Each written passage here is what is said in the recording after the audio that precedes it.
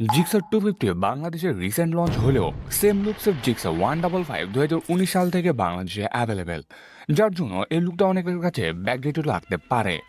তবে এই বাইক থেকে মোড করলে পুরাই আগুন লাগে। অন্যদিকে এনকে 250 ফুল ফ্রেশ একটা লুক নিয়ে বাংলাদেশে হাজির হয়েছে। তবে বলে দেওয়া ভালো, পছন্দ যেহেতু যার যার ব্যক্তিগত বিষয়, তাই এখানে অনেকের কাছে এনকে 250 বেশি ভালো লাগলেও অনেকের কাছে আবার জিক্সার 250 ভালো লাগবে। লাইটের বিষয়টা আসলে এখানে জিক্সার 250 তে ব্যবহার করা হয়েছে স্লিম স্প্লিট এলইডি হেডলাইট সেটআপের সাথে আদি যুগের হ্যালোজেন ইন্ডিকেটর, সাথে আরো থাকছে এলইডি টেল লাইট।